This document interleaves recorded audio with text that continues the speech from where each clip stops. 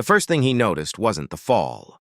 It was the scream, high-pitched, sudden, slicing through the usual hum of the downtown plaza like a warning bell. Ethan Cole had been halfway across the fountain, juggling grocery bags when a blur of movement caught his eye. A woman, tall, elegant, impossibly poised even in panic, was teetering at the edge of the wide marble steps. Time slowed. Instinct overrode thought. Ethan lunged, heart hammering, arms outstretched. The world seemed to tilt, the city noises fading to a distant echo. He caught her just as her heels slipped against the wet stone, holding her steady against his chest. She gasped, breath coming in shallow bursts, and for a moment, neither spoke. Ethan's grip was firm but careful, a silent reassurance. You okay?" he asked, voice rough from adrenaline. Her eyes, wide and frightened, finally met his. Then something strange happened. She laughed. A short, breathless laugh that sounded almost like relief. That was dramatic," she said, her voice trembling but warm. "I can't believe you caught me." Ethan shrugged, trying to make it casual, though his own pulse had yet to settle. Somebody had to. "You could have been seriously hurt." She nodded, brushing a hand over her silk blouse as if smoothing out the panic. "Thank you. I don't even know your name." "Ethan," he said simply. "Ethan Cole." She smiled, an expression that seemed both gracious and genuine, rare in the kind of people who moved in polished circles downtown. "Margaret Kane," she replied, extending a hand that was elegant and confident, even trembling slightly from the scare. Ethan let go slowly, noticing how her eyes darted to the fountain edge as if the fall had been part of some test he hadn't known about. "You really should be more careful." Margaret's laugh returned, lighter this time. "And miss meeting a stranger willing to risk his groceries and dignity to save me? Never." He chuckled, though the echo of fear still hummed in his chest. There was something in her demeanor, poised, yes, but not untouchable. Something human, vulnerable, and maybe even lonely. Their paths separated that afternoon, each swallowed by the rhythm of the city. Ethan finished his errands, delivered groceries home to his daughter Lily, and sank into the familiar chaos of his small apartment.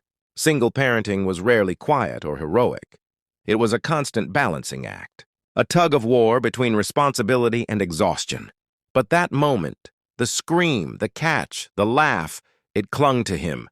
A week later, life had returned to its ordinary pattern. Lily's laughter filled the apartment as she attempted to teach Ethan the proper technique for a complicated dance routine she'd seen on TV. Work calls came and went. Bills needed paying and groceries needed buying. But the plaza incident lingered in his mind, a small spark of connection, with a stranger who had shaken his world, without even knowing it. Then the unexpected happened. Ethan was running late for a parent-teacher conference, juggling Lily's backpack, snacks, and his own briefcase, when his phone buzzed with a calendar notification. "Meeting with Kane Industries, 2 p.m. He blinked.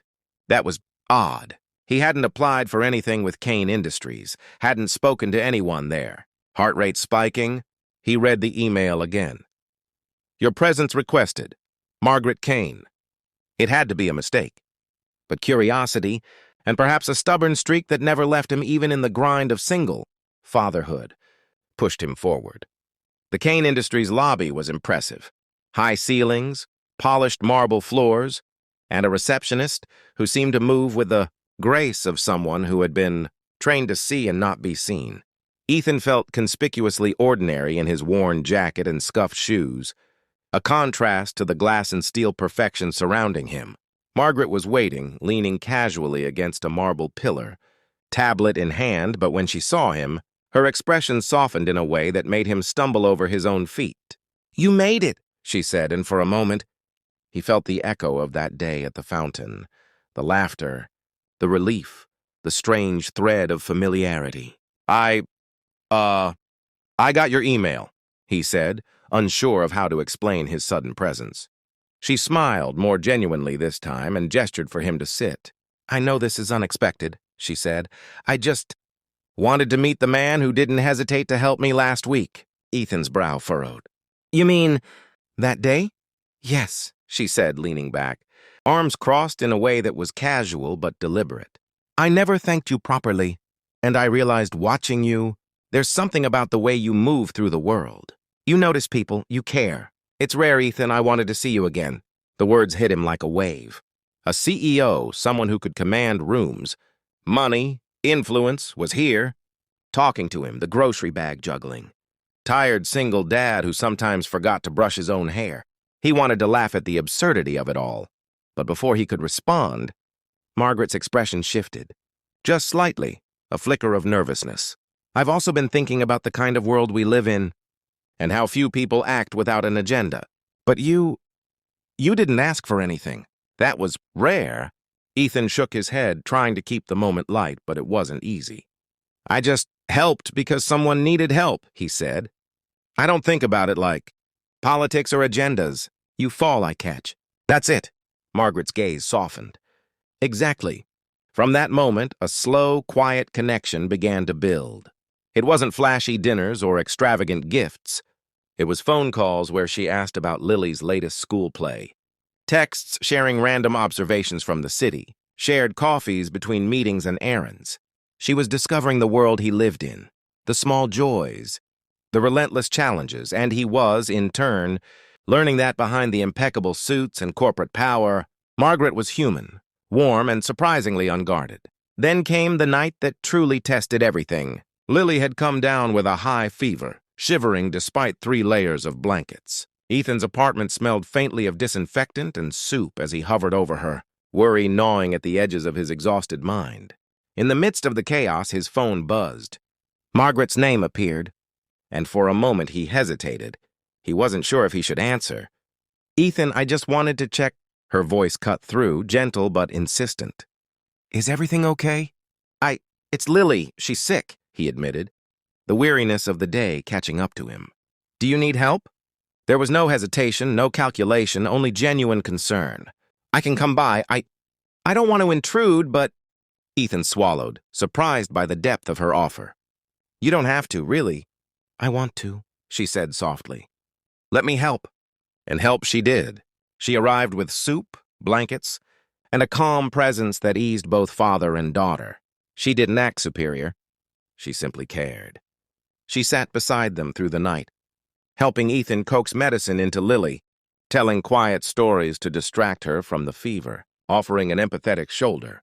It was in that night, watching Margaret lean close to check Lily's temperature, that Ethan realized something profound. Kindness isn't measured by titles or wealth. It's measured by presence, by the willingness to act when the world could easily let someone fall. Weeks passed and the connection deepened. One afternoon, as Ethan helped Lily with homework, Margaret appeared at the door with a small, hand-picked bouquet of daisies. For you, she said, smiling. Because you deserve them. Ethan accepted them, heart swelling with something he hadn't expected, gratitude, and maybe the faint beginnings of love. I don't know what to say, he admitted. You don't have to say anything, she replied. Just let me be part of your world. Let me help carry some of the weight. And in that moment, Ethan realized that love doesn't always arrive with fireworks or grand declarations. Sometimes it arrives quietly, through hands that hold, through presence that steadies, through someone willing to catch you when you stumble, and to stay when the world seems heavy. Ethan looked at her, then at Lily, and finally back at Margaret. I think we can do that, he said. Margaret smiled, a genuine, relieved, radiant smile, and in it, Ethan saw not just the CEO who had fallen, but a woman who had chosen humanity. Kindness and connection over power. And for the first time in a long while, Ethan felt whole.